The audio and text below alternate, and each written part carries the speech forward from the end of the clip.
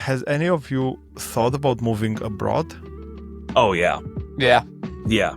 Very regularly. Yeah, I think same for us as well. Whomever wrote this season of the United States of America, he did a crappy job. I'm just waiting for the dragons. You're literally there in the best case scenario where you have the excess money already in your pocket to blow on irresponsible things. My mom was like, "You're going to get killed." And I was like, no. It's always you're going to get killed if you're going into a city.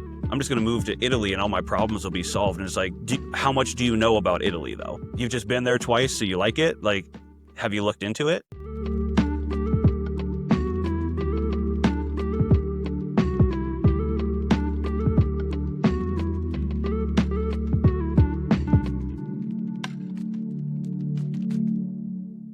It's to be on the other side, ain't it? It is very strange to be on the other side, but we are here with the gosh dang content king himself. So because of you, my wife calls me, I told you before, content king as well. It's only because of you, and we are laughing about this all the time. I love it. Influencer right here. No.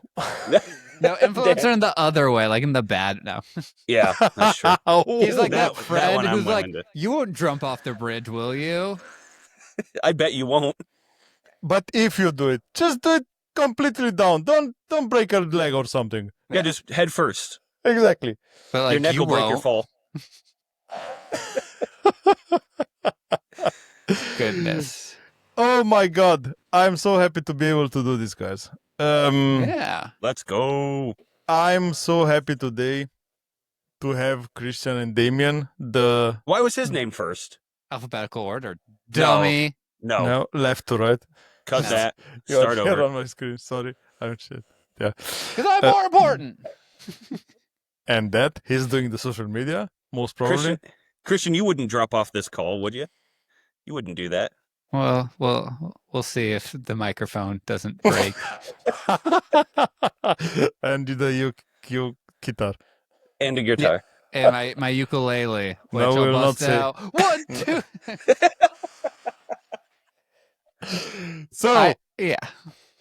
hello everyone, and I wish you an amazing welcome on today's amazing episode. It's gonna be amazing. It's gonna be amazing.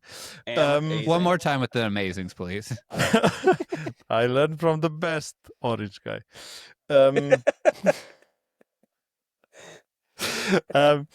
I have the hilarious duo behind the Remain Rome Return podcast. Let's go. I have the one coming among the other normal person, Christian from Nebraska, and I have the one coming from the stars, living as a star between the stars in LA. Damien. That's the best entrance I've ever gotten. That is.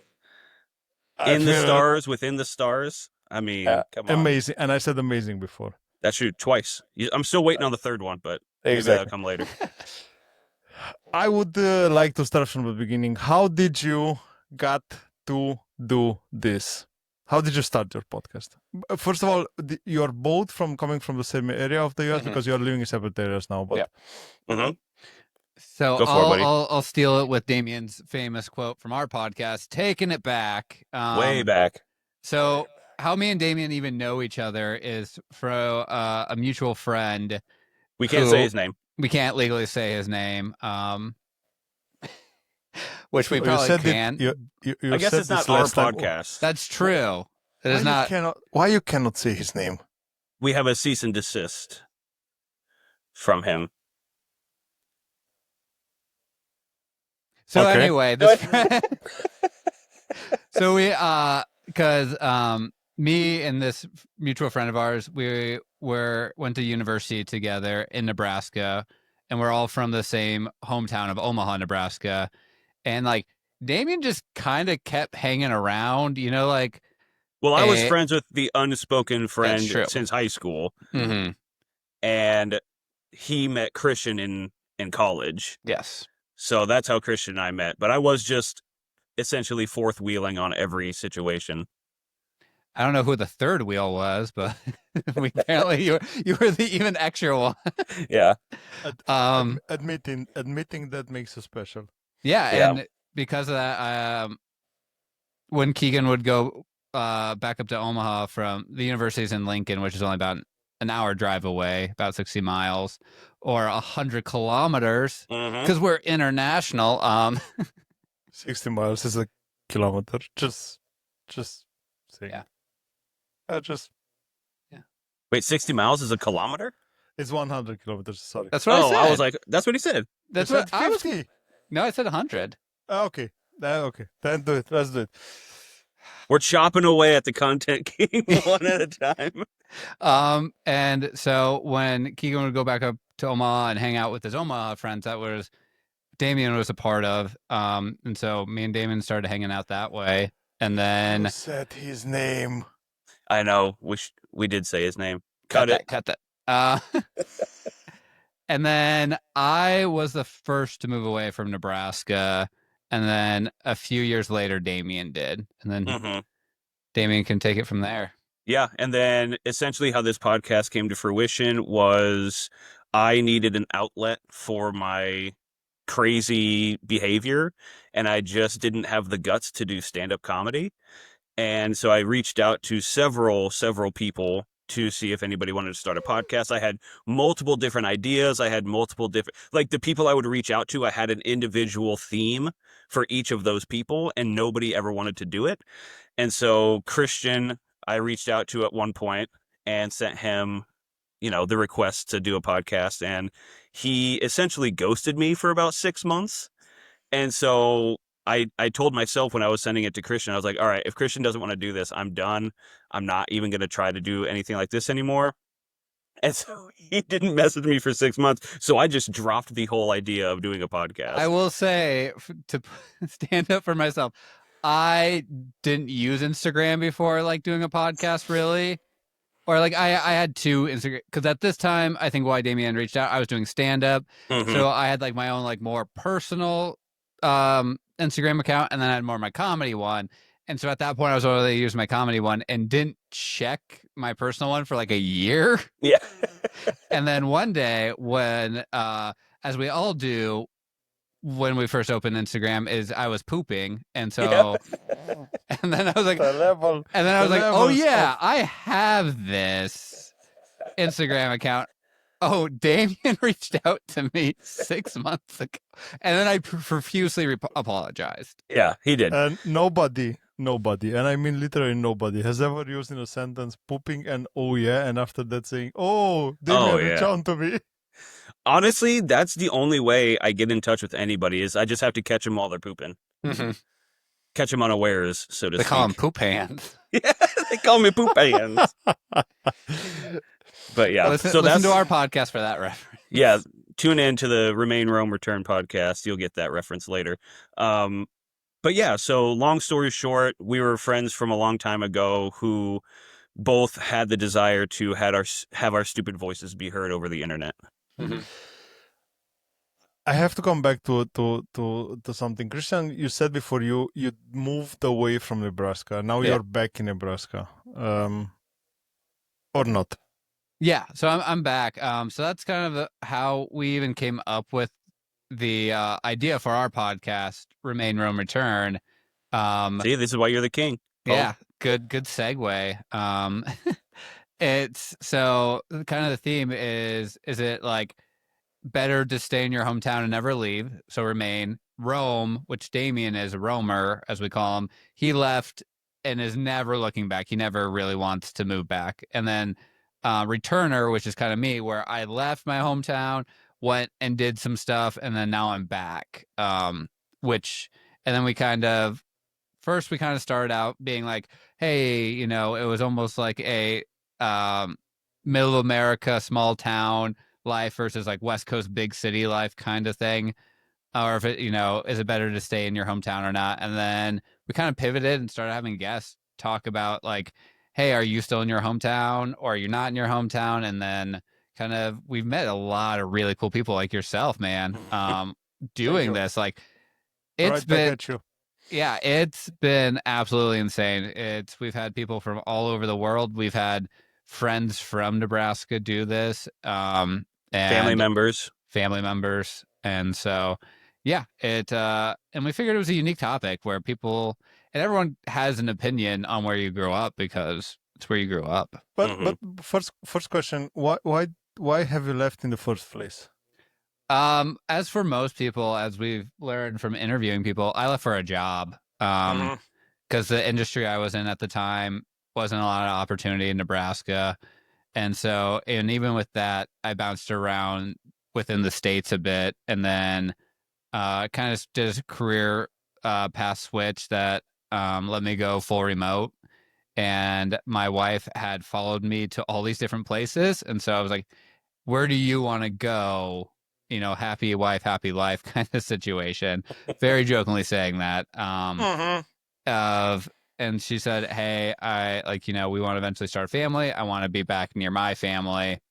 And so we made the decision about 2 years ago to move back, and we are so happy we did. We absolutely love being back. I would say you're thriving more now than you ever did when you were traveling and moving around. Yeah, I would say for sure.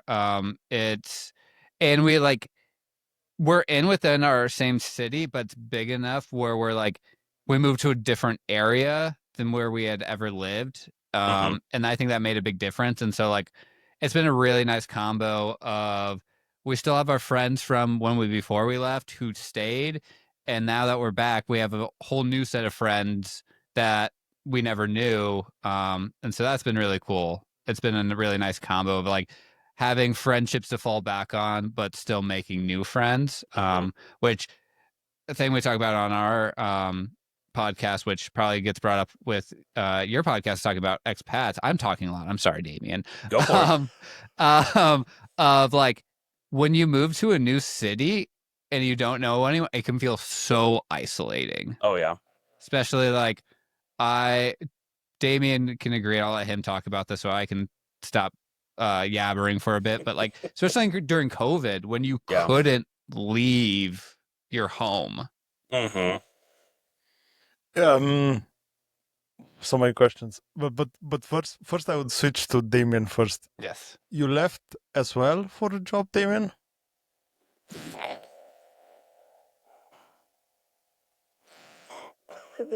Let's give him a moment. His sleep apnea catching up to him. Yes. He's the younger of all three. Yes, I did leave for a job, but not my job. I left for my wife's job. So I was essentially following my wife for her job opportunity that she got. So my wife and I had been planning since we were together that maybe once we retire, we'll leave our hometown. Like that's how uncommon it was for people to leave their hometown where we're from. It was like, oh yeah, once you're retired, you can go anywhere you want. But until you're retired, you need to make sure that you stay here and build roots and build a life and do stuff like that. Right. So we were thinking about that. And then all of a sudden she applied for a traveling nursing job. And the first place that reached out to her was in California, which is where we ultimately wanted to live. And so within a month of her getting contacted, we had completely packed up and moved halfway across the United States. It was literally actually less than 30 days from time of offer to moving full-time to California. That I would call it that extremely fast, but it's something that you surprised me with, Damien, because usually I know that people are moving a lot in the US. Is it something special in the Midwest? I mean, I would say so. I'm biased, so I mean, I would, I guess, defer to Christian because he's a little bit more well-versed and stuff like that. But I will speak directly from my family's point of view. Nobody except for my grandparents has ever lived outside of Omaha, Nebraska. And my grandparents moved away to Atlanta for like 6 or 7 years and immediately came back because I hated it. So it's like, I was just not aware that people just up and left their hometown. Yeah, I will say I'm very similar. Both sides of my parents' family. I was fourth generation to be born in my hometown, and so it's becoming less common now, or a big thing where with the specifically like Nebraska or even other parts of the Midwest. I live in Iowa, which is the next state over, but it's more of a lot of people will do is they grew up in a really small town like, of Party. 1,000 people. And then they moved to the big city of Nebraska, which is because that's where jobs are for like their particular thing.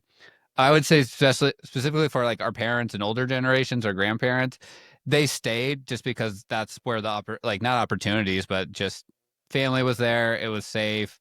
I think another big aspect is like both me and Damien's families aren't highly educated, I would say is probably the best term. So the jobs they were doing were just always going to be in the city they were at versus now of like education wise, like I left because that's where I had to move for jobs. And so I think more with our generation of like millennials, we are moving because not necessarily the jobs we want. Like there are not a lot of tech jobs here. They're trying, but for a lot of like, some of the higher paying jobs where you need a higher degree or like, are in the big cities like LA or like for us, a lot of probably our hometown friends moved to Chicago or Minneapolis. Like as your international listeners of like places they might actually have heard of, like big cities as we call them. But still Midwest.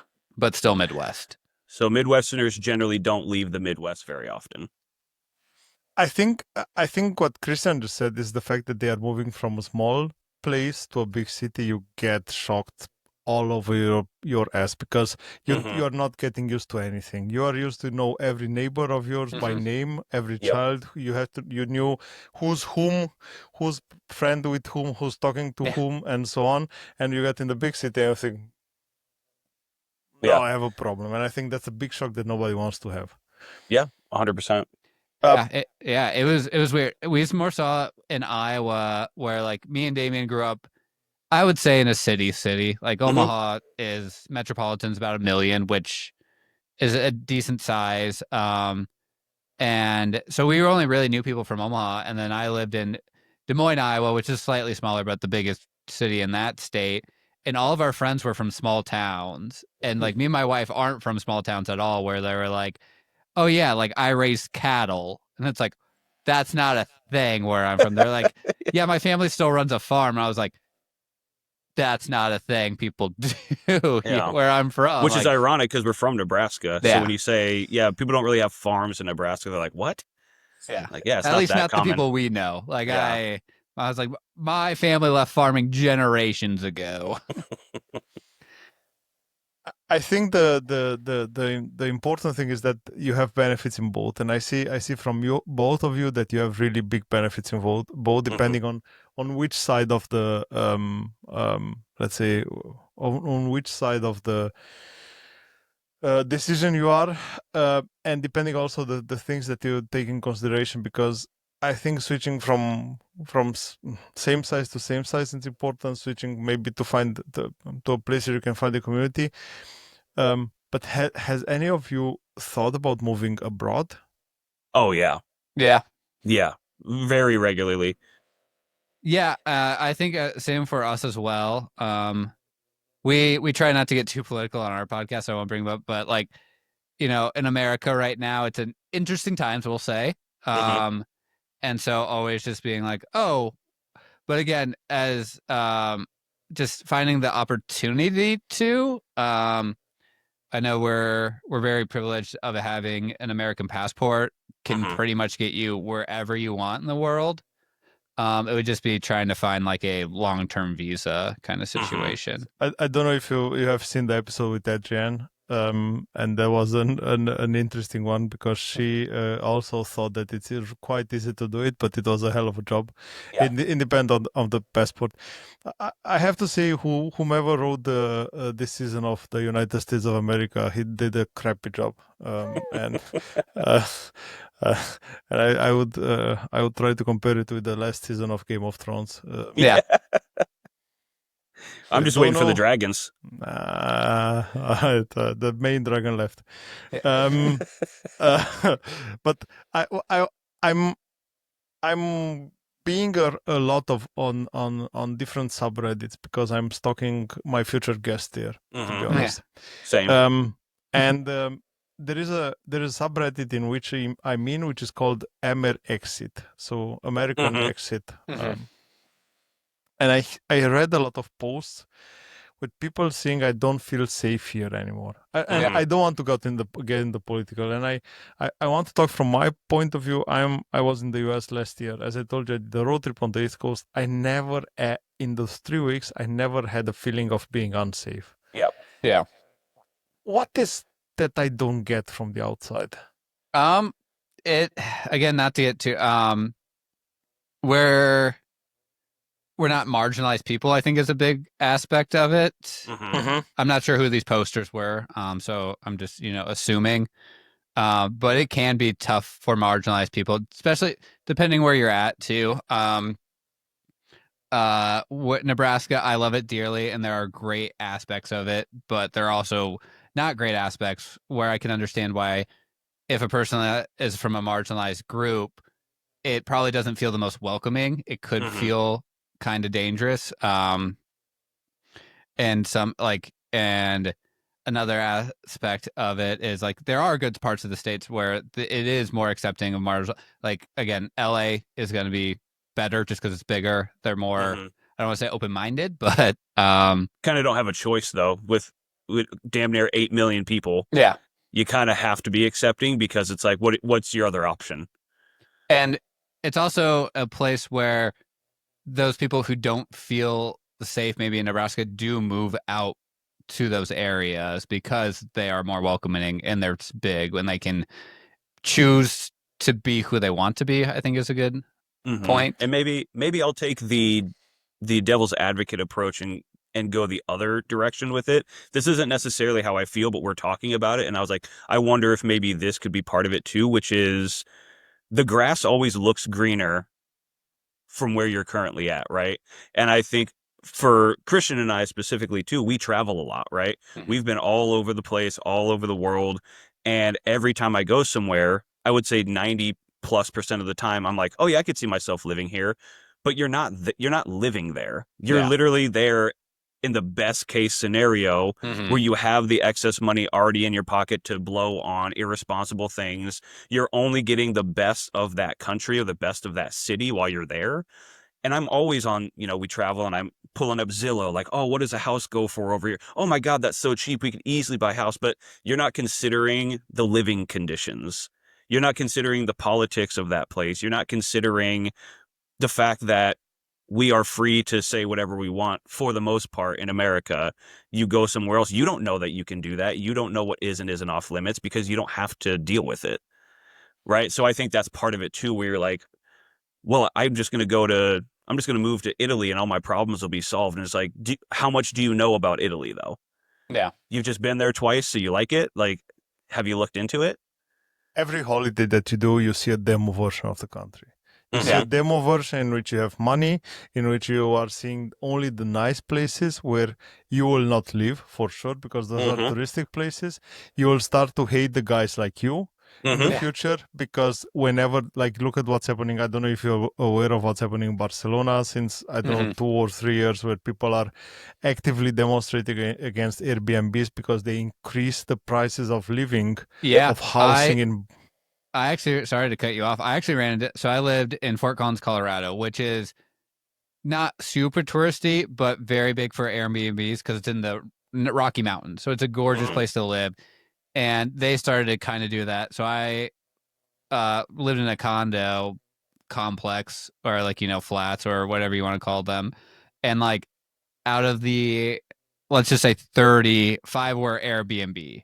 And so it is becoming an issue where like, you have sometimes these companies or like private equity groups coming in and purchasing these places and then cutting out. I know it's very, very, very bad in Vancouver is another great example of where they, people just couldn't afford to live because these. Well, and you're not competing with other families to buy houses. You're competing with companies who have endless supplies of money and will just pay in cash over what you're gonna be paying off in 30 years. Yeah, I heard of like one of those companies paying like for cash like 10% over asking price just because they could. Spain and Portugal has a different problem as well, because there is a big country which is in war now, and people are flying from there as much as possible, as fast as possible, and with a lot of cash. Yep. And the problem is that they go there and they ask for the price, and they don't give a rat's ass about the price. They just pay the price. Yeah. And this made everything exploded. Lisbon is a disaster at the moment. I have friends working in the company that I work from here in Lisbon, and they're telling me that the city is something which is unlivable.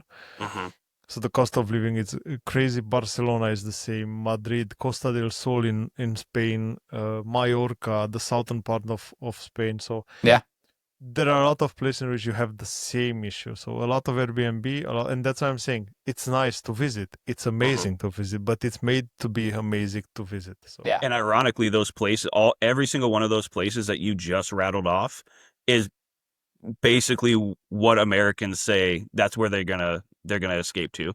I'm gonna leave America and I'm gonna go to Portugal or Lisbon or Spain. I'm like, okay. I mean. Yeah, but my problem is that nobody wants to go in the countryside. Nobody wants to go. Nobody wants to go in Tuscany in the middle of Italy, where you have at least 2.5 hours to both of the coasts. But it's because that would be so uncomfortable. Exactly. Nobody knows how to live like that here. Exactly. And trust me, it's nice there as well. It's nice. You have nice views. But you have a lot of work to do if you want to live your life. You have a bit of a farming to do. You have a lot of vineyards. You have things that you should take care of. I mean, if you want to, or pay someone to take care of it. And I don't think it's that easy. But Damien, it's there. I heard the saying that there is a huge difference between a dream and something that you want to do, because you need an action plan. Most of the cases are just dreams. I'm sorry to say it, but I talk a lot about things that I want to do, but I never actually do it. And I think that's it. But one thing that traveling is doing, and I see this for both of you guys, and traveling is opening the minds. A lot. Traveling is opening the mind to cut the prejudice out of your life, to have an open mind about everything. And this question goes somehow first for Christian, but for both of you. Okay. Christian, do you think are you different from the people who never left your hometown? Yeah, I would very much say that for sure, and it is a big topic. That's why I on our podcast very much are talking about, like, I think being a returner is the best, because I get the best of both worlds, as I was talking about.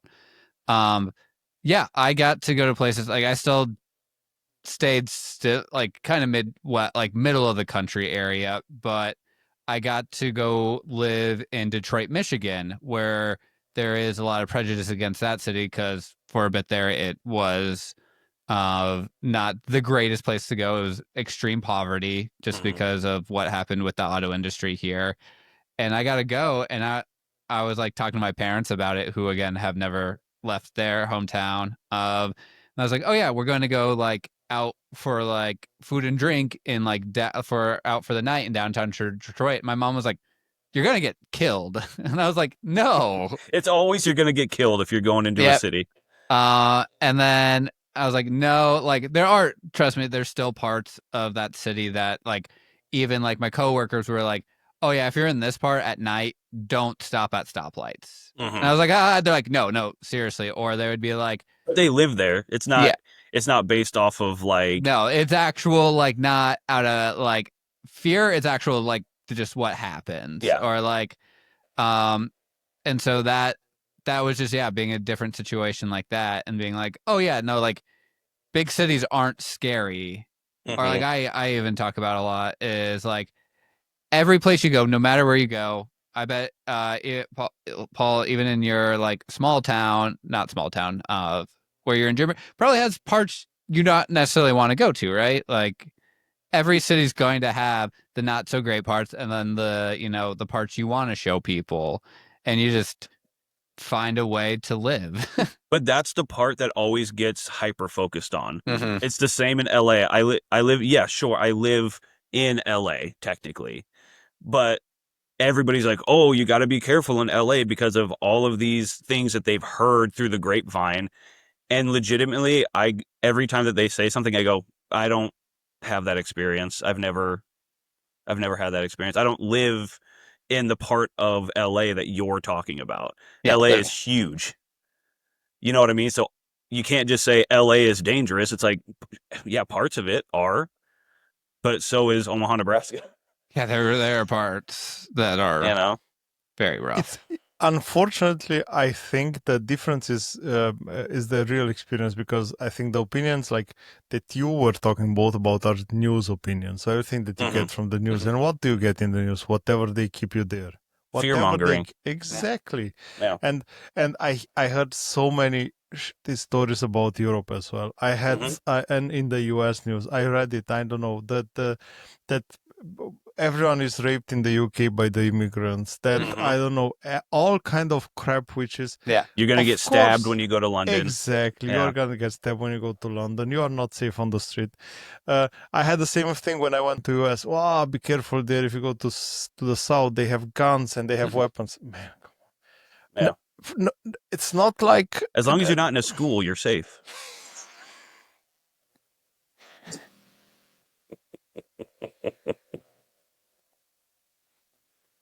That's true. Or a place of worship. Yeah, that too. Maybe or the mall. Or a gay nightclub. Oh shit! We really do shoot a lot of people, huh? But we have to bring some comedy in. Yeah, exactly. It's the same thing. Is the prejudice? Is the prejudice that is happening everywhere, and the news, the shitty news companies who are there to make money, and they have to keep you there. But I think the base of it, the base of it is that every place is safe, every place is unsafe, but you have to pick your spots. I heard in one of the episodes a saying, in one of my episodes, a saying from Priyanka, who moved from India to UK, and she said, first of all, that she was the first member of her family who traveled across the outside of India, and generation wide. And she said something that when you are an expat, you belong everywhere and nowhere. That's a good point. Damien, do you have this feeling? I would say it's a little bit different for me because I still am in the continent. Like I'm in the US still. But so it's a little different. It's also weird though in aspects of like Paul, how far is Romania from Germany? Like in the grand schemes of it, fairly closer. 1,200 kilometers. Versus like the states are so big. Exactly. This like it's like where I live to go from I live on the most like eastern side of the state to go all the way to the western side is 400 miles. So and I'm for the still same in state. the same place. Yeah. And I guess the point that I was trying to make was I'm still in the US, so I'm still only a 3-hour flight from my support system back home. It would be completely different if I was living in like the UK or something like that, to where it'd be a huge gap where you don't really have a fallback plan, right? But it is also different because one of the first things I said when we moved to LA was it was a culture shock, 100%. It was like living in a different country. It was that different in my eyes. Maybe not in the grand scheme of things nowadays, now that I've gone back to my hometown and seen my hometown is a big city. Like you don't think about it that way when you live there. So I would say I agree with that sentiment, but I don't know that I would be the perfect person to ask because I still live fairly close to where I grew up in the grand scheme of things. Culture shock of like I moved 4 times. Damien's only really moved once, but like it's the little things, the culture shock of like, where the fuck do I go grocery shopping? Yeah. Like, why is there 18 lanes on a freeway? Yeah, or like just trying to figure out like, thank God for a Google Maps or Apple Maps because I wouldn't have been able would not have been able to find anything. I still Google Maps every time I leave my house. Yeah, and I've lived here for 7 years. But do you have also in food that many differences? Yeah, I would say just a selection of food too, or like, you know, you have your favorite restaurant wherever you live, right? And then having to find a new favorite is hard. Or like, you know, you look on like Yelp or those kind of websites and you're like, is it actually good or isn't? And then like you know, what maybe was your favorite style of food where you were at? I'll just, for example, like being in Omaha, it's Mexican food is I always was- everyone's favorite. I had this in my And head. then you go to LA. I was talking to Milo and I asked him what food that he meets is he missing from US, and said Mexican food. I said, man, Everyone says Mexican food. How can you say that? Everyone says Mexican food. And the funny thing is, yeah, like I didn't realize, like, you know, being kind of Midwestern, like, oh, all Mexican food is the same. You're like, oh no, each region of Mexico has its own style. So like my like food in Nebraska, Mexican food here in Nebraska is very different than Damien's Mexican food. In LA, it's the same. I don't know if you know, we have an Oriental type of food in Europe which is called kebab, or love it. I love a doner kebab. Literally just had kebabs last night. Okay, and you know that in the middle. You said you weren't sure if we heard about it. I was just saying we have, and I had it. But we have different kebab. So in at least where I'm at, they're more Greek, like Greek, like Euro. And then I've been really trying to find a doner kebab, and it's just kind of hard to find. Come to LA. It's interesting that somehow the German kebab, which makes no sense, because it's a bit of from the history. Of course, it makes sense because in Germany they came there was a thing after the Second World War, and you had guest workers from Turkey and Italy, and they came here, and they are most probably the oldest in Europe here. I'm just getting out of my stomach something, but that's why they established the doner. But this German doner kebab is everywhere doner kebab, like they have the same recipe, but if you eat kebab, is everywhere different, because the Romanian version of the kebab is adapted to the local influence, and I would say in our case it's different. It's not the fact that it comes from different area of Turkey. No, it comes in different area of Europe, and they took the local specialty of things. It's the same with the Asian restaurants in Europe, at least. Yep. Yeah. No, that's something America's good about. Yeah, especially Asian restaurants, depending where you're at. Where, like, again, Damien is probably going to have more authentic, and then where I'm at usually gets more Americanized. And depending, we grew up in Nebraska, I thought Asian food was just fried rice and meat. That's like that, and the crab rangoon. Crab rangoons, which I love, by the way. I love me some crabbies. But I thought that was just, that's just Chinese food. That's just what it is. And then you come to LA and you're like, Chinese food is not hardly even fried rice. Like, they put it on the menu just because they know it'll sell, but it's not that at all. It's, unless there's I'm gonna steal Damien of, like, In-N-Out has a secret menu. That's what every, like, Asian restaurant has here, of, like, what the actual Asian food is. And, like, I've gone with my friends who are of Asian descent, and, like, you order for us. Yeah. And then, like, because when I walk up, they're gonna not give me the good stuff. They're gonna give me the, like, not spicy. And then they're gonna give...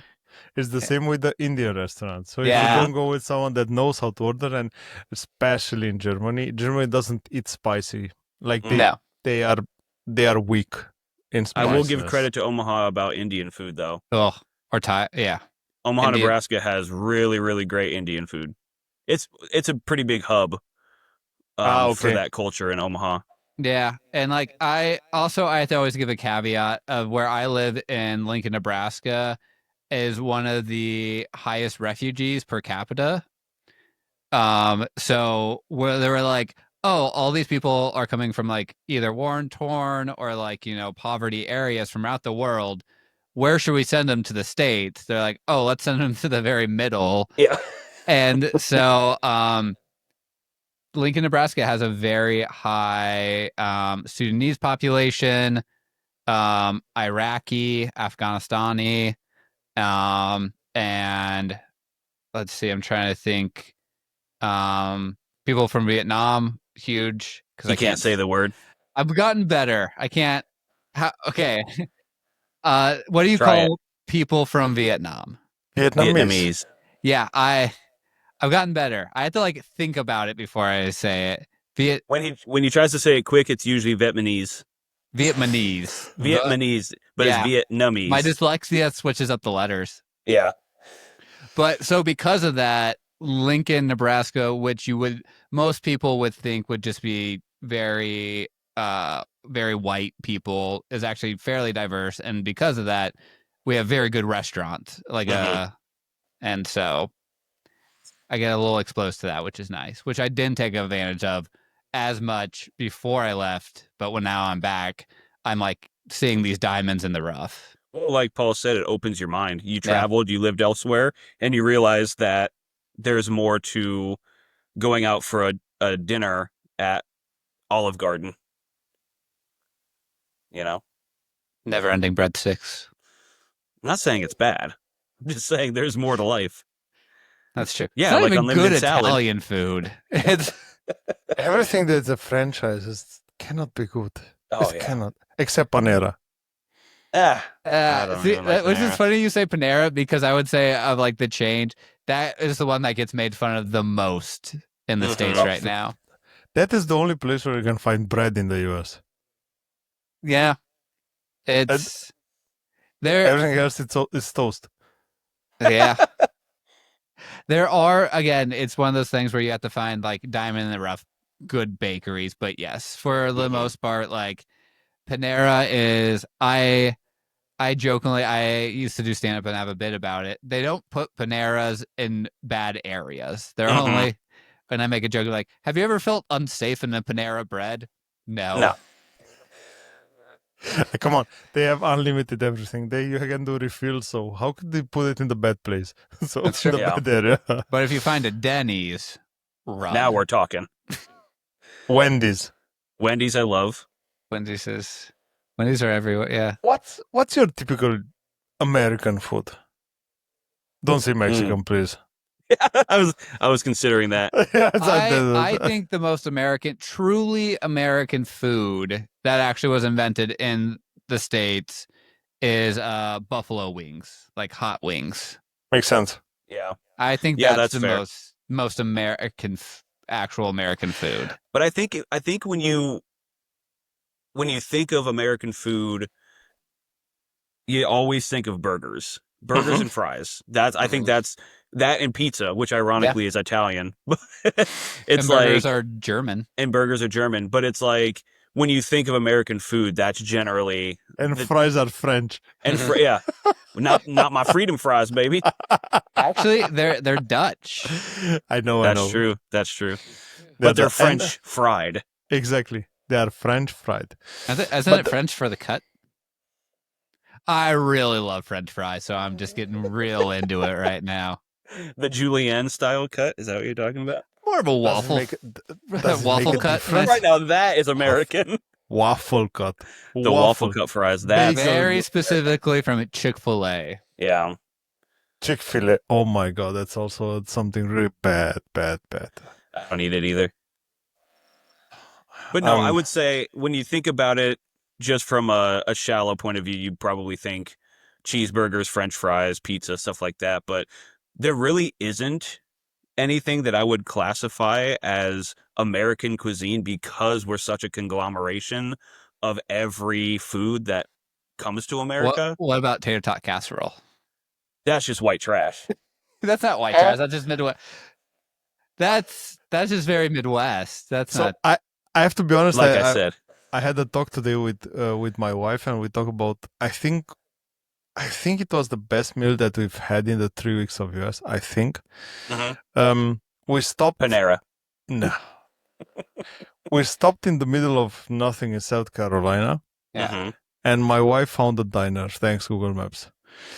It was called the South of the Pearl of the South. South of the border? No. Oh. It was not Mexican. Pearl of the South, I think. And they had all-you-can-eat Southern buffet. Ooh. Now, Southern food, that's that's the good American. stuff. I think that's American. A lot of French influence. A lot of French, a bit of Scottish influence, weirdly enough. Exactly. Yeah. But that's kind of my point, right? It's like even the best, what you would think, fried chicken and stuff like that. It's like, yeah, I guess it's American, but it all comes from somewhere else. I mean, the whole culture is not so old. Let's be honest about that side. We talk about 400 years. You cannot miss the, let's say, the combination of things. But yes, of course, I think if you, my opinion was at least that restaurant give me a feeling of, I think this is American food. Yeah. I would say that Southern food is probably the most true. Yeah, or actually like diner food in general, kind of like. Correct. Yeah. I think this breakfast that you have in US, the breakfast that you have in a diner, that's also something specific for US. Maybe not every single food that you take separately, but that combination that you have for breakfast, I think that's something that you only have in the US. Well, we essentially took the full English breakfast and just took out the gross stuff. That's like true. sausage and The blood black sausage pudding and the black pudding. The And you added beans. pancakes. We're not eating beans for breakfast. Get out I do of not here. want beans on my toast. Actually, it's pretty good. It's actually pretty good. But no, we took the English breakfast, took out the things that Americans would find gross, and just added sugar. We just Sugar added and a bacon. lot of sugar. Absolutely. Yeah. This is, I had a work colleague from US who said, Paul, come on, you're in the South. It's deep fried and sweet. Yep. Oh, That's Southern it. sweet tea. Yeah. Oh my God. That we call it diabetes in Europe. Oh yeah. Yeah. So do we. There's a place. I lived in Texas for a hot second there, but it was a place, Southern fried chicken place that had their own sweet tea, but they had used honey in it as well, and they nicknamed it diabetes juice. Yep. That's fair. That's what they called it. Absolutely. Now you can't sue them. They called attention to it. Yeah. What have you missed from home, Christian, while you being awake, and awake, and Damien, now that you are still gone? What do you miss from home? I would probably say the closeness of friends and family. Honestly, it was probably the biggest thing to have to get used to. I come from, the Midwest mindset of like every weekend is spent with your family, and anytime you're not at work with your family, that's when you spend time with friends. And so my whole life was just working and hanging out with people. And now in LA, it's a lot more like working and then doing house chores and going to concerts and kind of doing stuff on our own, so to speak. So I don't have as many close like since grade school friends and stuff. So that's probably what I miss the most. Yeah. I would say a little bit of like the term like FOMO, which is like fear of missing out a little bit, especially when I first left, because I was the first one of our friend group to leave, of that friend group at least. And so you'd get like, the Snapchats of everyone hanging out.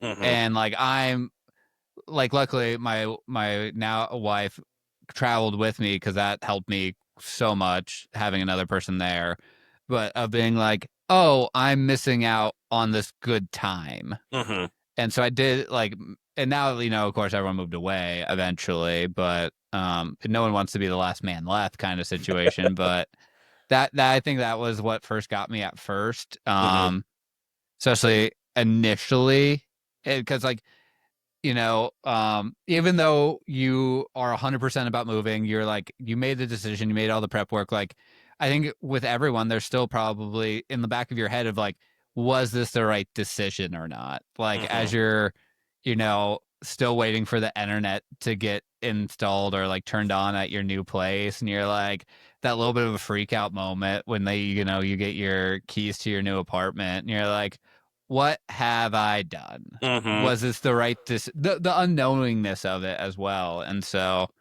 one of the other things I really miss real quick is Runza. I really miss there's a local restaurant that you can only really get. Yeah, I guess a fast food chain that you can really only get in certain parts of the Midwest. No, only in Nebraska. Yeah. Well, I think they had expanded to Kansas at some point. Maybe one in Council Bluffs. Or Iowa or something like that. Yeah. But anyways, it's a very specific restaurant chain, and you can't get it anywhere except for essentially Nebraska. So I do miss that too. It was my first job that I ever had at 15 years old. And it's like a burger joint place, but like actually like quality ingredients We hype up Runza a lot because we both love it, and I live like a It's the mile away best. from one. How many burger fast food chains you have? Oh, you don't even want to know. Too many.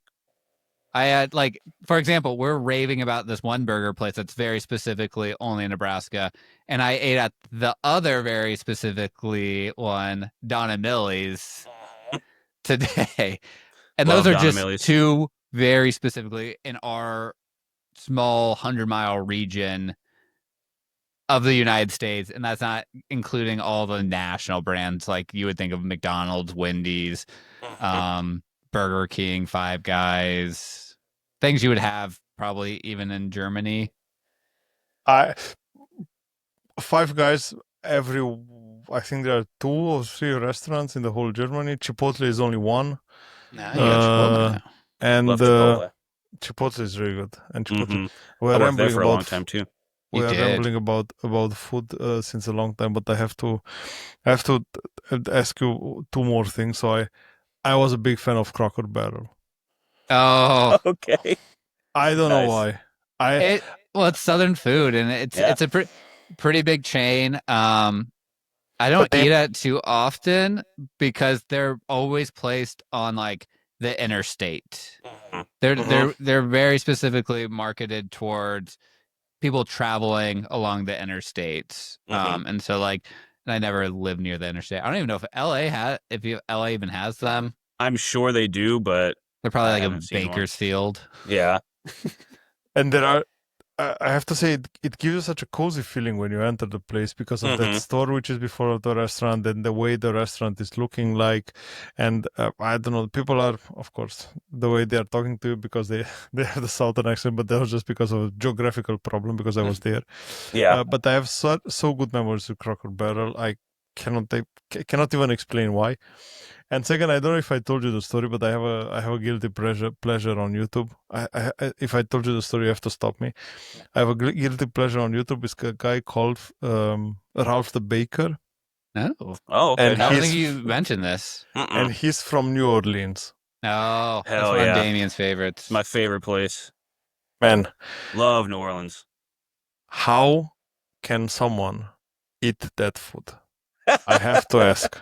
Because they have soul and they love tasty food. Everything is mixed together and you put spices on top. Yeah.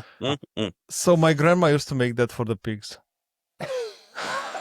Just a bunch of slop. Exactly the same pot. The gumbo? Oh. No, I'm talking about boils. So crab boils. Hell yeah. Crawfish? Not only, like literally he's mixing up vegetables, like all kinds of vegetables, and then crawfish on top, and that's it. Yeah. Love it. That was one of our first friends. Actually, that was our first ever Friendsgiving meal. We did a crawfish boil. It was so good. It's so good. I have to try that once. I really have to try it. It's an experience where they literally like take a trash can. It looks pretty much a trash bin and dump it on the table, and you got your little bib on. Oh, it's so good. Crab and crawfish and corn and potatoes. Oh my gosh! And then you just smother it in seasoning. Yeah.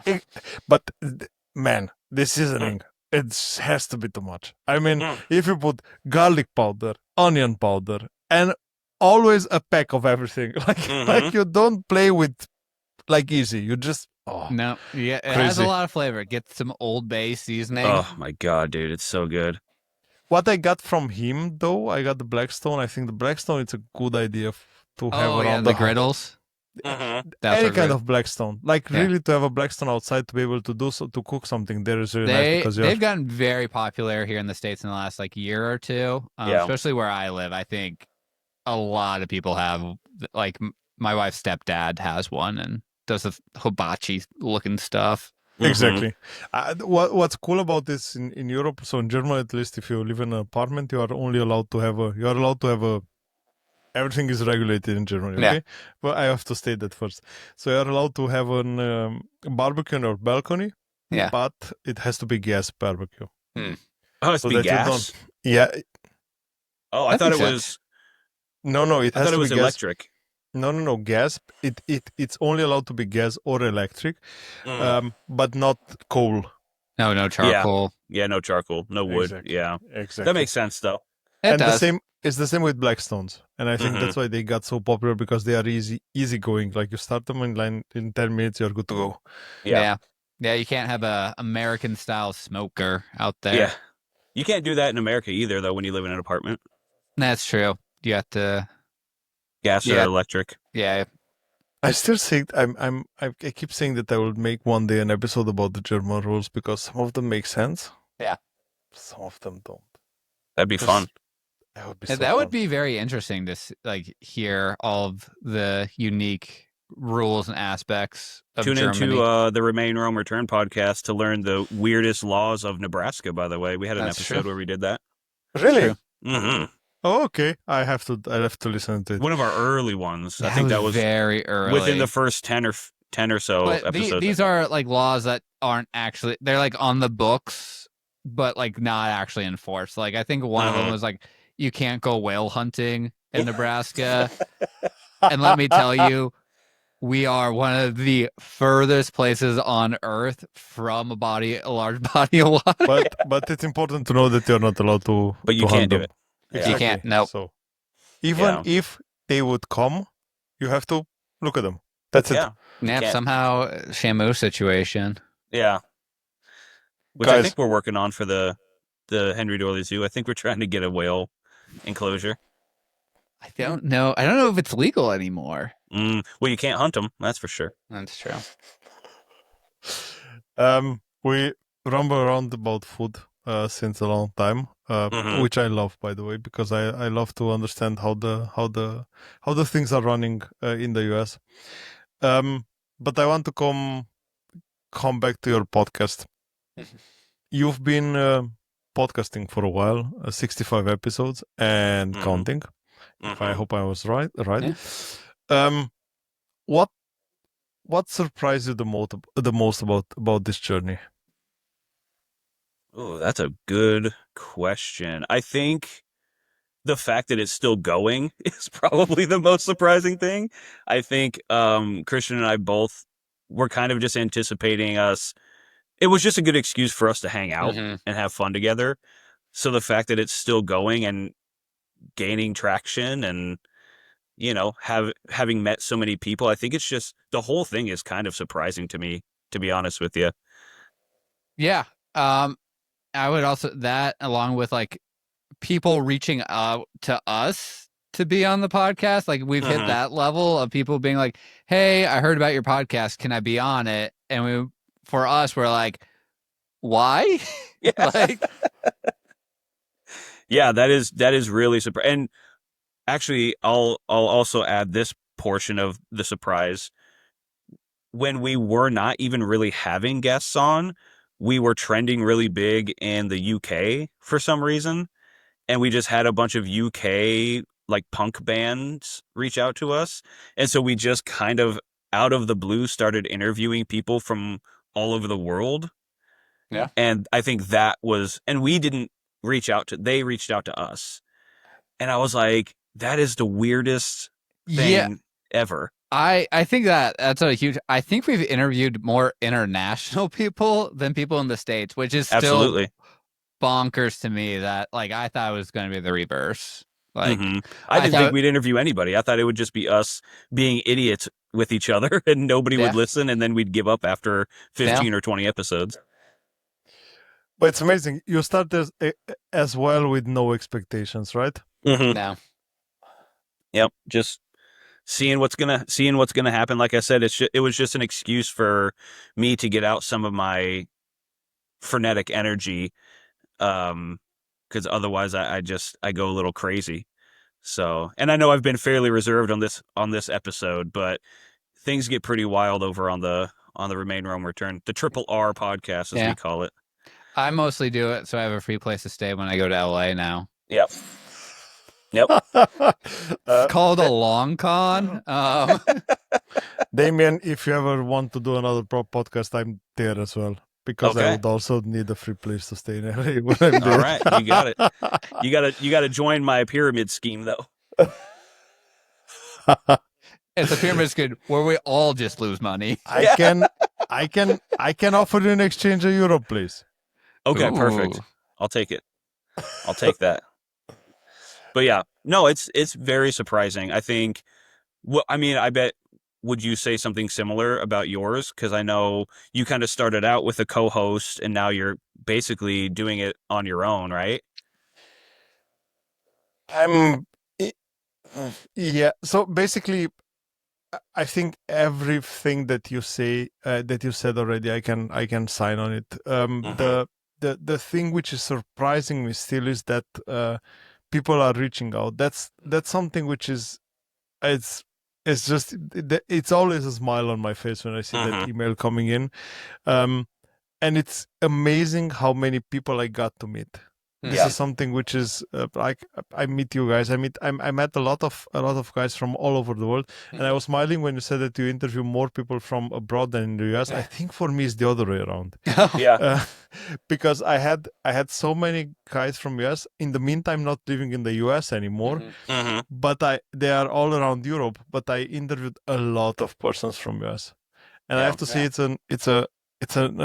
it's a crazy journey, and I'm so happy that I've started, and I'm so happy that I know it will sound stupid, but I'm so thankful for the bloody power of the internet, because we are able to do this being in different corners of the world. Look, we are in 3 different time zones, and we are doing this, and there is nothing that can really stop us. Like, we have fun, we have a chat, and it's just amazing. And there's nothing attached to it, which is great. I think anybody who does a podcast always does so with the inkling in the back of their mind of, if this becomes something, this would be a fun way to make some extra cash or whatever. But Christian and I have always said it's not for that. No.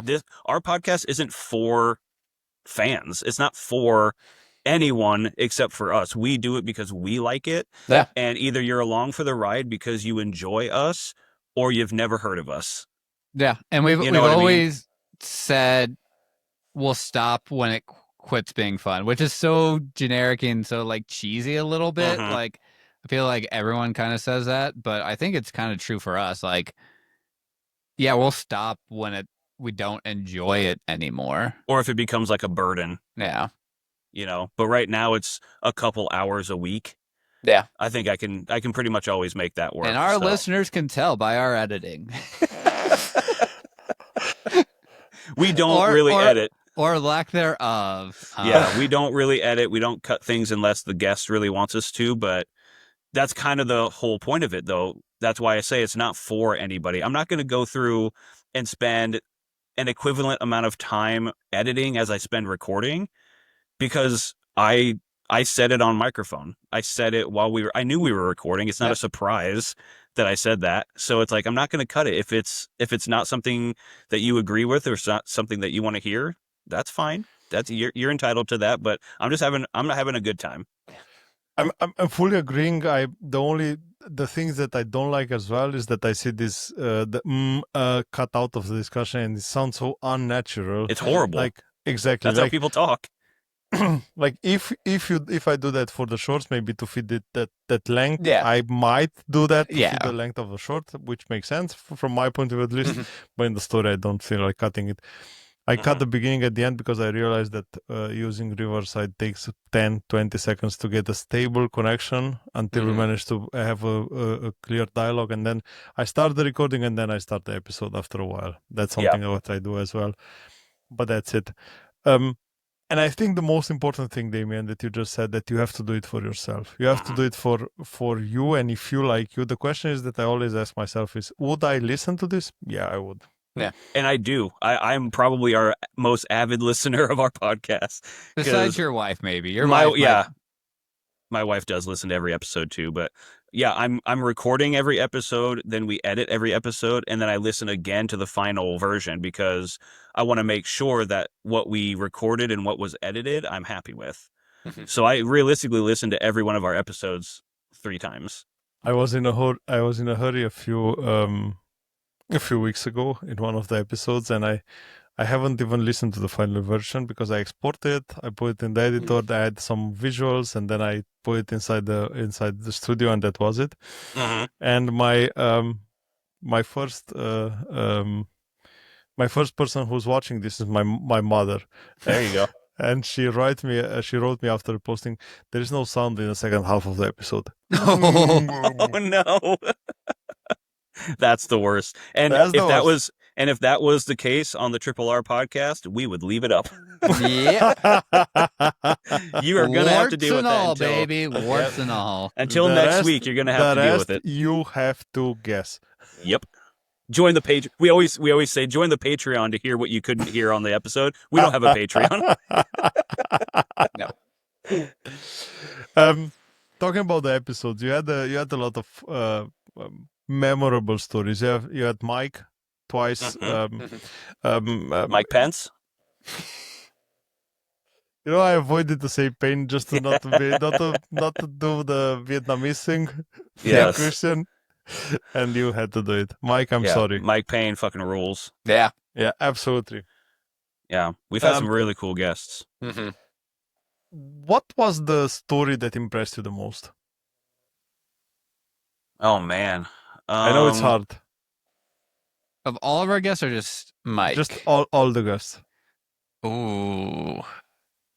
Damn, dude, that's really tough because I think that not everybody is a storyteller, but everybody's story is interesting, if that makes sense. So Absolutely. we've had a lot of really, really great guests on who aren't necessarily storytellers, but their life story is really interesting. And you get it in little segments, right? Especially on our podcast, we interrupt like crazy.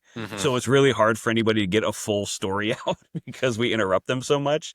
But I would have to say the most, maybe not story, but my two most still can't believe that this happened episodes would have to be Neil from Blue Nation and Mike Burns, who is a comedy legend, and we love his podcast. And it's just like we've had on some people that I still to this day can't believe that we got to interview.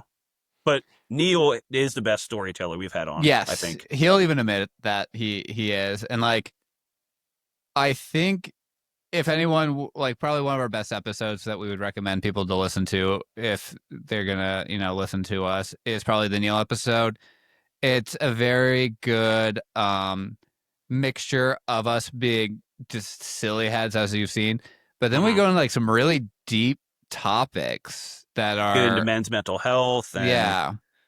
And so I think that is a very good one. And then our first, if you really want to know like what our podcast is really all about, is one of our first episodes, our very first episode, romanticizing cockroach living. Yeah, where is the name of the episode. We were talking about that group of friends from Omaha, where we interview one of our buddies, Joe, who is still in Omaha and wants to leave but hasn't had the opportunity to leave. And I think that was a really good episode.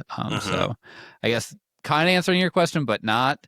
Also, I'm trying to think of me and Damien's favorite bit where it's just us two. Probably the hamster one. The hamster's good.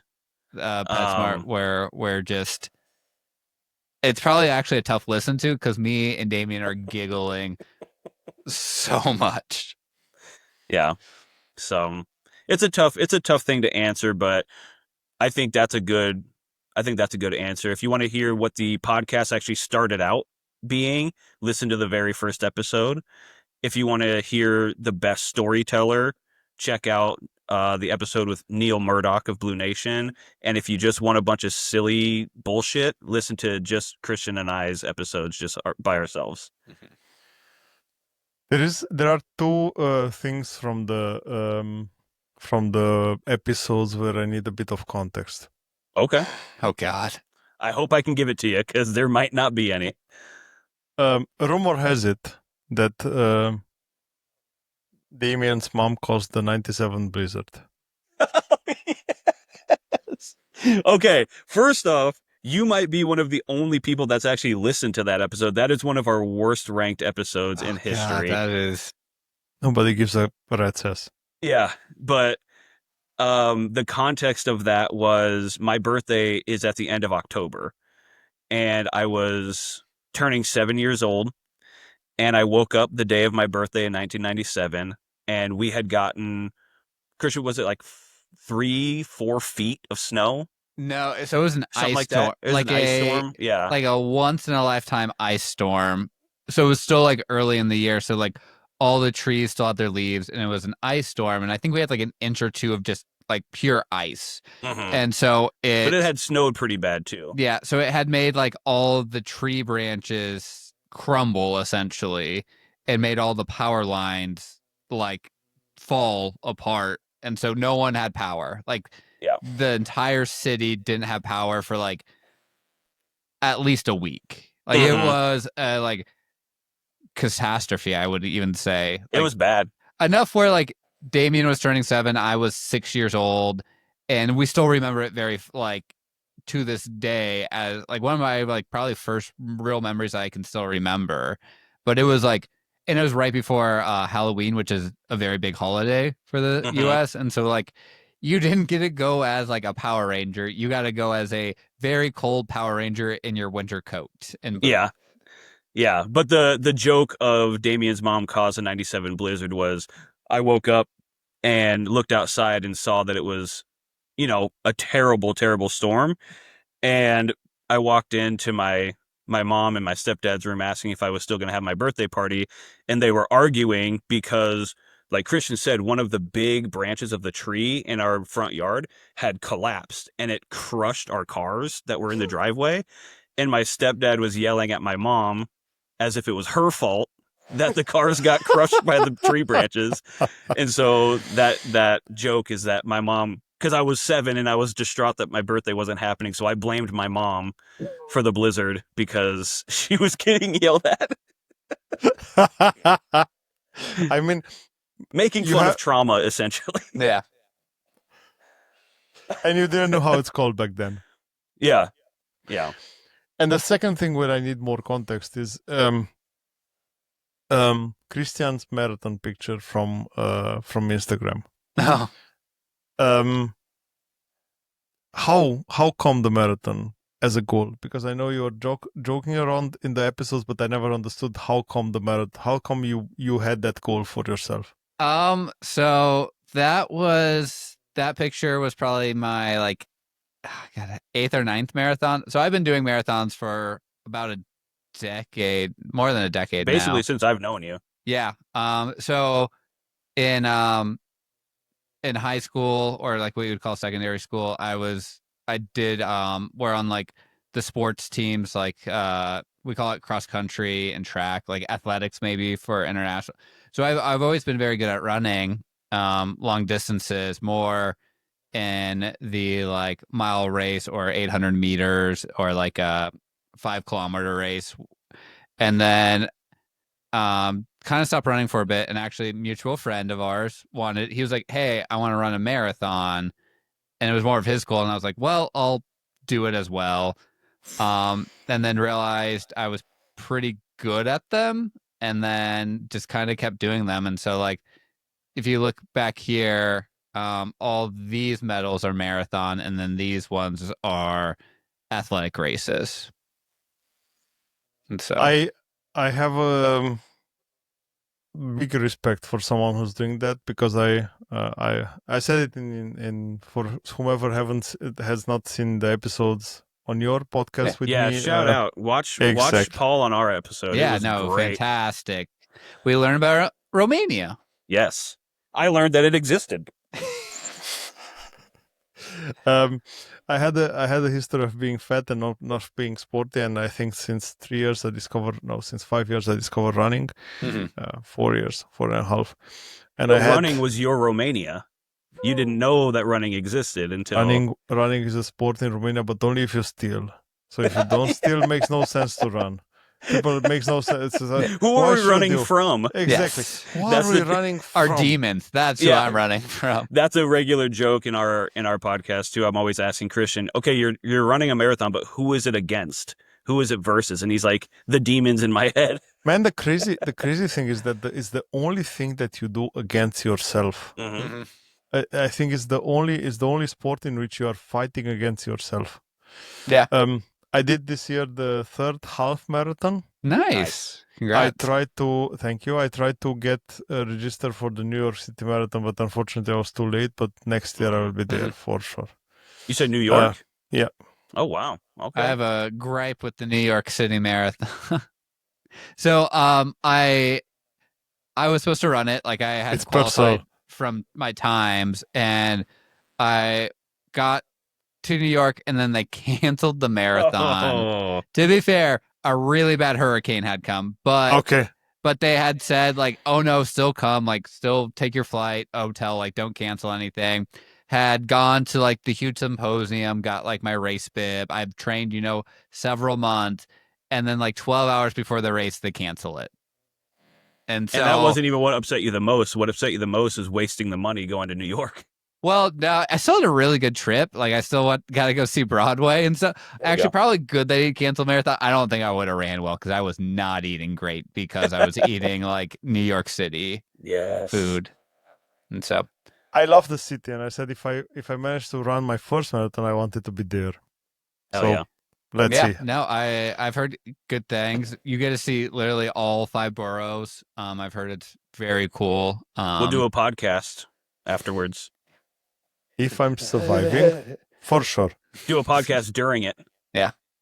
The first ever on the move podcast. I mean, if I can run, it's enough. Run and talk in the same time. Be a lot of breathing. Just a lot of heavy breathing. Exactly. Yeah. Dad? You can't make that joke around me. I'm still looking for mine. Oh, I said it. Podcast now, as well. now I said it. Tuck it. You cannot find me. Yeah. Oh shit. Do you have a bucket list with guests that you would like to be there? Oh yeah. Yeah. I'm working on a couple right now. I don't know if I should say them. Yeah, we'll probably let you know when they are on. If they've but been. we actually have 3 of them in the works right now that I'm trying to secure. Those would be huge interviews for me. But realistically, Neil Murdoch of Blue Nation was kind of a huge dream guest for me.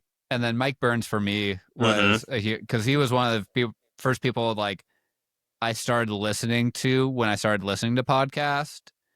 And so I was like, that's also a thing. If you're thinking about starting a podcast, like just reach out to people. The worst thing they can say is no, or they just might not respond at all. They generally just don't respond if they're not interested. Yeah. I got that as well. If they don't want to join, then they are not coming, and that's it. But the off chance that they say yes, which is how some of our guests have been, where we're like, they said yes, like you responded, and they liked it. And you know, they said yes, they came on the show, and then afterwards they were like, this was so much I don't know, to invite somebody on as a guest and then to have them tell you that they had a good time is pretty rewarding. Absolutely. And that's that makes the fun of it, because you enjoy it anyhow. Yeah. That's why you're doing it. Yeah. But realistically, I mean, if we're talking real legitimate bucket list, like that will probably never happen, I'd say probably Jack Black would be number 1 for me. That would be a really good one. I've just seen the movie with my son. Or Andrew Santino. He's a friend of Minecraft. Oh, yes. yeah. Did it? Yeah. I'm not sure if it's just a very purely an American thing. Are watching it in Germany, are people doing like the like yelling quotes or like throwing popcorn or any of that? Have you seen those videos? Yeah. They did. So there are 2 things where they were yelling, but I was at the English variant of the movie, so I might be biased there, because if they seen the video, then everyone did it. But they did with "I am Steve" for sure. Like the whole crowd scream at once with "I am Steve." Yeah. Okay. But I was at the English version because my son speaks English and he prefers English. Oh wow! To USA. watch. USA.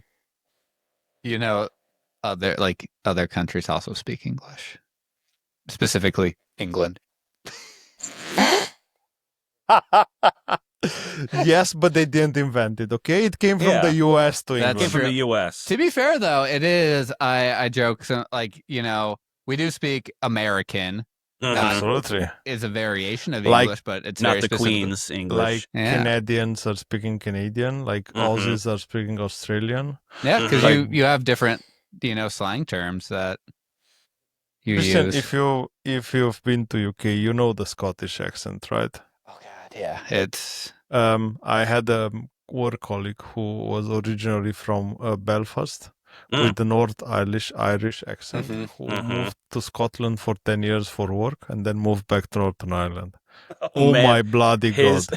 His accent was a mess, I bet. it had to be just Amazing. so thick. Need subtitles. I always need about 1 hour to really manage to understand everything that he's saying, but then that was okay. That's funny. I have my rapid fire questions before Okay. we wrap it up. What order are we going? Or are you just going to Christian- ask him? Oh, God damn it. It's always Christian. Now it's alphabetical because you gave me the tip. Okay. Okay. Last place you travel to. The last place, Los Angeles, to visit Damien. Boring. Mine's even worse. Nebraska. Portland, Oregon. Which we go into detail in our podcast where Damien wasn't the hugest fan of Portland. Yeah. First thing you miss away from home. Sleeping in my own bed. When I'm traveling, Getting old. there's a point where I'm like, I just want my own bed. Because like it's just, it's what I'm used to. It's what like, if I get in my own bed, I like instantly fall asleep. But when I'm traveling, I don't sleep as well. I mean, the first night in every hotel is shitty, but then. Damien? Yeah, I would say the first thing I tend to miss when I'm traveling is a good home cooked meal. We cook at home a lot. So I will give Damien. He is a fantastic restaurant level cook, and by that I mean the Olive Garden. No, yeah, by that I mean In and Out. In and Out. Yeah. Yeah. No, he actually cooked us a very great gourmet steak dinner that was plated very well.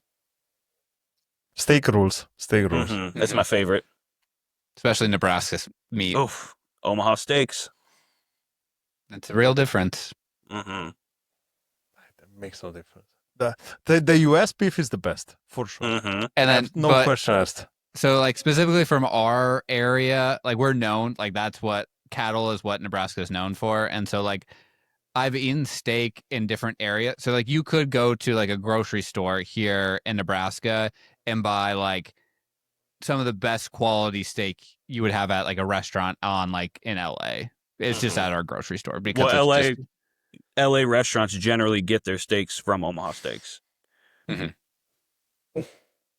one. Yeah. Best road trip snack. Ooh, I love right now. I'll say it because it's summery, and I've sunflower seeds. In a car, that is a mess. No, you have the bottle. You just have like an old Gatorade you just bottle. spit into that. This is crazy. That was my favorite as growing up. What? In Romania. That's so popular in Romania. Yeah, sunflower seeds. They're very, especially here in the States, they have like so many different flavors. So like mine right now, my favorite, they like put like pickle seasoning on them. Yeah, the seasoned sunflower seeds are really good. Entitled son of a guns. Yeah. No, what seasons? What? No. You take the how barbecue sunflower. ones? No, you take the Ranch? sunflower like the big one. Then you hit it on the back to to get the seeds out, right? And then you roast them in the oven with a bit of salt on top, and that's it. You entitled son of a guns. No, you go to Snacks, the closest gas/petrol station. They get them in a Ziploc, like a fancy Ziploc baggie, and there are a few. You gotta choose between two different brands. There's David's and then Spitz with a Z, with a Z, and then that's why I get on road trips, and so ours is jalapeno kettle cooked chips and White Monster. The best Monster travel snack. bombs. Monster bombs. I need context there, so let me make myself comfortable. So let's start from the beginning. Jalapeno what? Jalapeno kettle cooked potato chips. So they're like really. So, potato chips are kind of like soft and mushy. Like they're crispy at first, but then they're soft and mushy. These are like extra, extra crispy and thin. And they're like kettle cooked instead of deep fat fried. They are so good, and they're jalapeno flavored. So we eat those, and then White Monsters, the energy drink, the Monster energy drink. Okay, I don't like it. Yeah, it's but like we're on a road trip. I got to stay awake because I'm driving the whole time. That's true. It's like equivalent to like a diet Red Bull, kind of Yeah. like the white version. It's the I 0 know calorie. Monster. I know Monster. Yeah. We have it as well, but I don't like the energy drinks. I never understood them. I don't know why. I am a coffee addict. I'm a coffee addict. Coffee as well. Yes, we're all very coffee addicts. What surprised me talking about snacks in Crocker Barrel were the deep fried pickles. I I mean, mean, deep fried pickles. Oh, yeah. how? Dip them in How? ranch. Why? Do you- Why? So, like, very specifically, like the U.S. in general, but very specifically in the Midwest, where me and Damien are from, ranch dressing is everything. Yep. I ate it today with my meal of chicken fingers, but and like specifically the ranch from our like Omaha, Nebraska area is the best ranch in the entire world. It's Like just, ranch is so important in the Midwest that we judge a whole restaurant based on how good their ranch is. and going Because back, there's different types of ranch. yeah, So it's taking the it olive back, oil, the Italian olive oil. yeah, the place we were talking about, Runza, that fast food restaurant.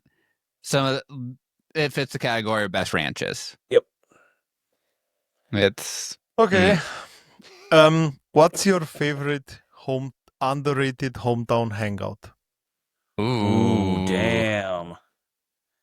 It's got to be Benson. It's got to be the Benson district.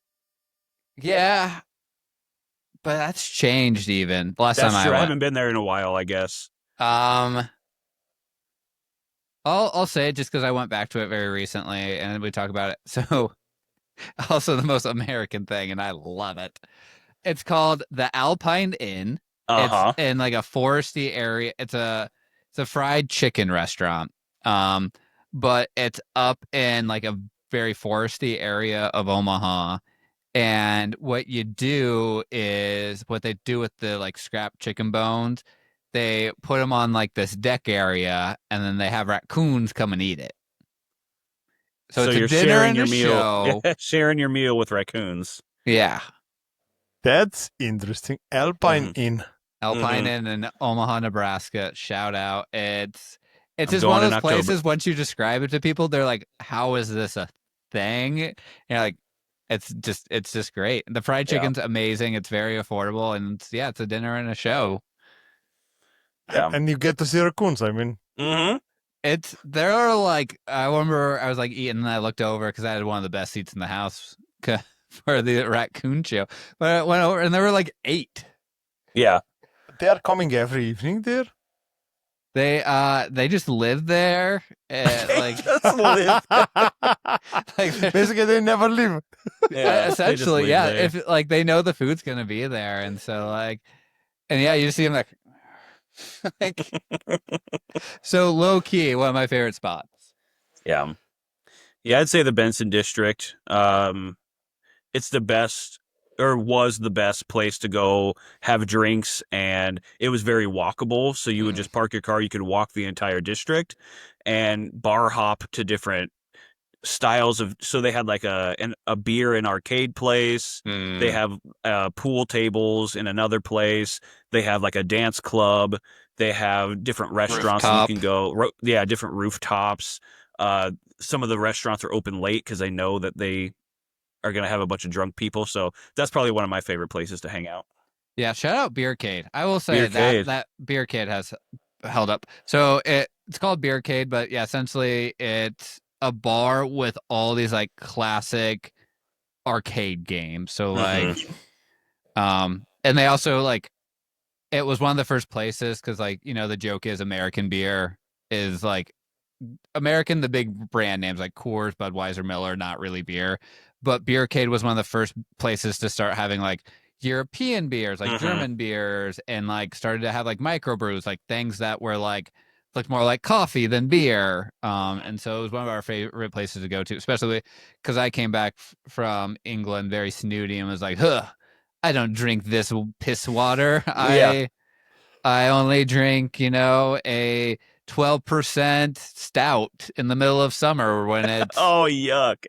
30 degrees Celsius, 90 degrees Fahrenheit out, And You know, now I'm back to drinking the piss water. the monkey piss. Yeah. You know, this is what everyone in Germany is saying about the beer in UK, and everyone in UK is saying about the beer in Germany. So it's gonna be a never-ending story. Yeah. But Great movie. Do you know the saying from Ireland that whenever you are drinking more than 3 sips, you drink monkey piss. Interesting. So it has Sounds to be Irish 3 to me. sips. Yeah. Absolutely. What was the worst packing fail ever? The worst packing fail? Yep. Forgetting the underwear. Come here. No. Just go commando. That's Oh, I have a bit about that. I can't go commando anymore. Les pipi la fritz. I need the underwear to act as a dam to stop all the dribbling. I can't go commando anymore. oh, the images in my head. Oh. You're welcome. I have because Christian, do you have one? I'm thinking about the time where like full moving packing is what my mind went to, but where we like started to pack everything in the truck and then realized we forgot to pack our bed, and so we had to unpack the truck to try to get to fit. Yeah, and I then actually have some serious answers as well, by the way. You are Christian. I do. I have some. I went with the underwear because I went with the comedy first, but I know. I'll let Christian finish. No, that just no. Did you forget like your inhaler? Yes. So that was the worst part. I have pretty severe asthma, and enough for me to be like, this is you're not like, it's funny, about to get but serious. it's I'm funny. like, you forgot your inhaler, and that's how. Mm-hmm. This is not funny, but it's damn funny. Yeah. So that was bad. That was probably the worst travel one. But then moving across the country, the biggest fail that we had was we hired a company to take all of our stuff out of our storage unit to bring it to LA because we finally got a place here. And for about a week straight, we didn't hear from them. So we thought they just stole all of our stuff. So we were sitting in an empty house with there wasn't a TV, there wasn't a couch, we didn't have our bed, we had nothing for a solid like 5 business days, and they would not answer our phone calls. That is terrifying. What happened to them? Oh, they showed up. They showed up and dropped everything off, and we were like, "Is there a reason you guys weren't answering?" And they're like, "Yeah, we were driving." And I was like, "Oh, okay. I didn't realize I was calling your cell phone. I thought this was a business." Or like Fixed you line. think after like they were driving, they would have like checked their messages and been like, Right? "Hey, your stuff is fine. We're not ghosting you." Yeah, that was bad. That was one of the most stressful packing things that I've ever experienced. That checks out. Roaming solo or with a group? Ooh. I'm gonna go with a really cheesy answer, but it's kind of true. I love traveling with my wife. Like that's one of our huge things. We both have like liked interest. So I think that like we both love museums, which is another funny point of our podcast. Damien doesn't, but like so that works out really well in that instance. And like I'm okay doing stuff by myself, like, but it also is nice to like experience with someone, like get their point of view could be a little different. And then also like eating alone kind of sucks, like at a restaurant, especially like I did a lot of my Europe traveling.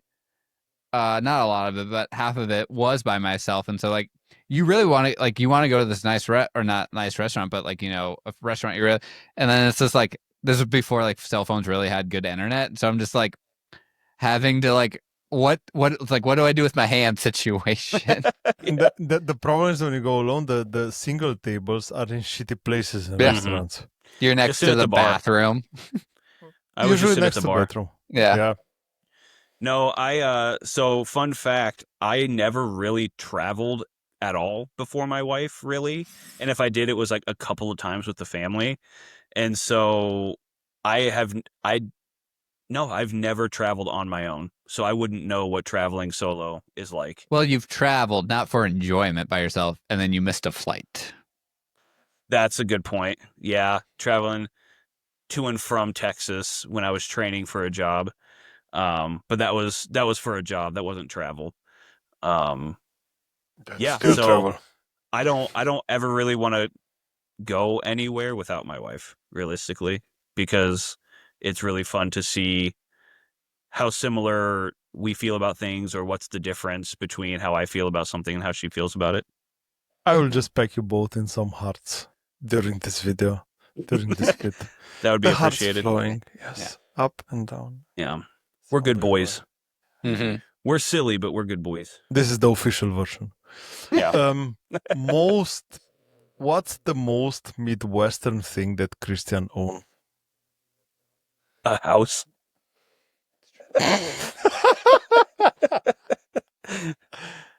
Not many people have that benefit. Ooh. I'm trying to think what's very Midwest. I was gonna say a snow shovel, but that's not super Midwest, but kind of is Midwest. I don't own a Canadian. snowblower yet, but Canadian. Yeah. I Man, that's do tough. own a pair of overalls. There you go. That's it is. pretty Midwest. Or like, like denim coveralls. Mhm. You know? Yeah, I own a pair of those. That's pretty mid. Or cowboy. I own cowboy boots. I own cowboy boots as well. But that's not Midwestern. Yeah. It's yeah. That's a tough one because that's very Southern as well. Yes. Man, I think that might be the toughest question, and I don't have an answer for you. I don't know. Because I am like Midwest. A really cheap car, I guess. I don't even have a cheap car anymore. That's true. I have a decent car. Since with the podcast success.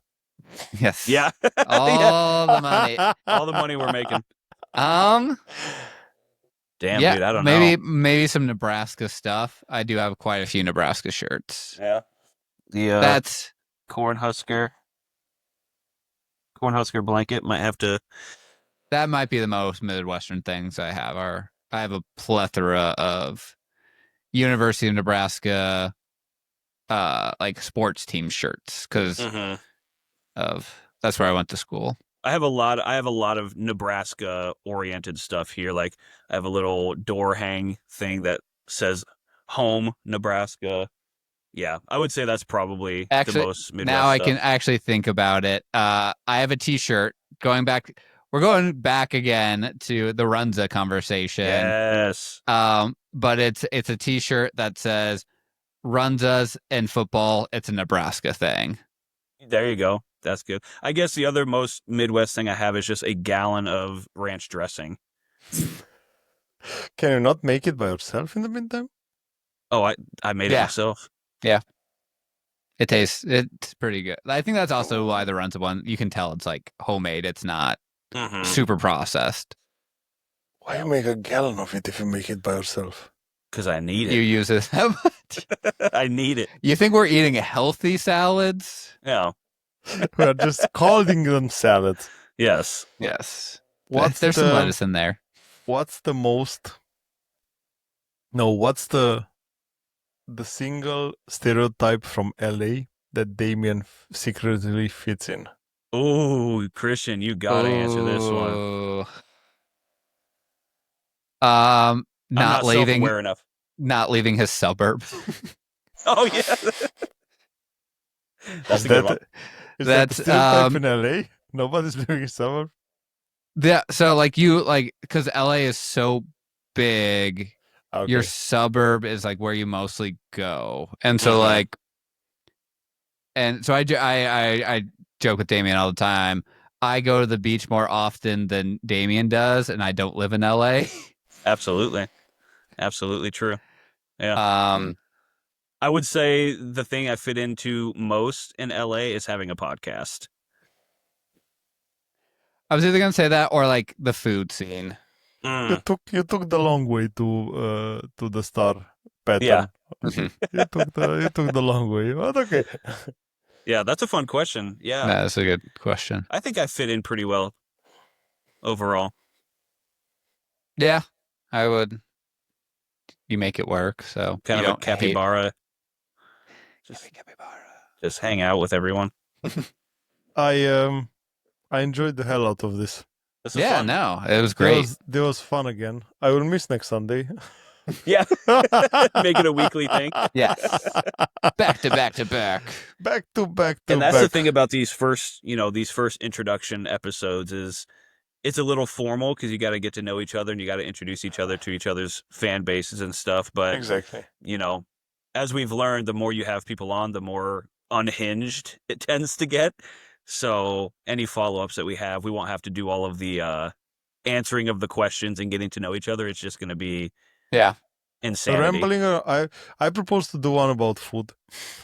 One day. That'd be fun.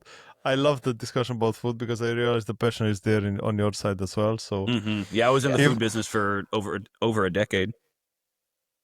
Yeah, you were. I'd never worked in the food industry, but I just enjoy unique foods. I just like eating. I just I like do. eating. Yeah, nobody's able to see that on you, Christian. I'm sorry. Taco Bell. I run so much. I run so I can eat as well. That's another good excuse And for I running. eat because I can't run. Because the more I run, I was like, oh, I have to eat as much as I can. Like today, I went on a 12-mile run. And so when I got back, I ate a lot of cookies because I was like, I Hey. need this for my body. Excuses. Yeah. Thank you so much Yeah. for taking the time. I'm happy to Thanks for have you. having I'm us. looking forward for the next one because Yes. the Oh, next yes. one is going to be amazing.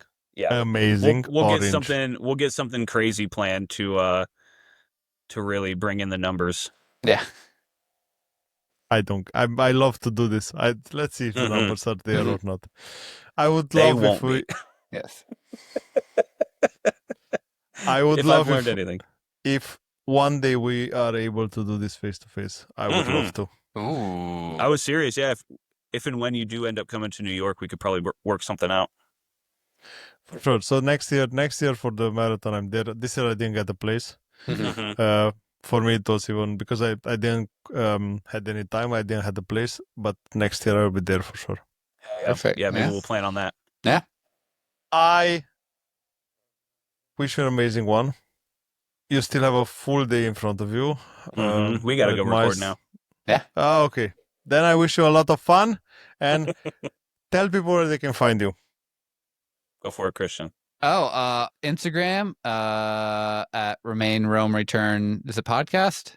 Yeah. Or is this we're not very good at this. People don't ask us this very often. But the good thing is that we are the only Remain Rome Return. Like, that's the benefit of having such a long name, is you're not going to stumble into anything else realistically. But we are just Remain Rome Return podcast on all socials. Check out our YouTube. We have video episodes on Spotify as well, if that's more your thing. Apple Podcasts, you can find us on there as well, but there is no video there. So I always tell people, if you want to get the video experience, check out YouTube or Spotify. If you want to send us an email, type it all out, one word, remainromereturnpodcast@gmail.com. We like to tell people submit some questions. It's always fun. So if you want to message us on Instagram or email us some questions that you want us to answer on the episode, you can feel free to do that. And if you have an interesting story about traveling or your hometown, hit us up. Yeah. Perfect. See you next time. Thanks a lot, guys. I will link everything below. See you. Bye. Bye.